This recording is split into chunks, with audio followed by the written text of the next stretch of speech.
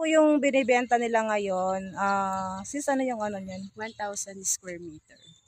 Yung sa likod po niyan, yung pong dito na ano na to, na lote na Nabenta na yan. yung Yung pong 200. may parang karatula, dun po banda niya. Ilan yung square meter? 200 square meter na yung nabenta dyan sa unahan. Then after nun, 1,000 square meter na binibenta pa. Ayan po. Yung po naghahanap dyan. Murang-mura lang po. Magkano? Magkano? 1.2.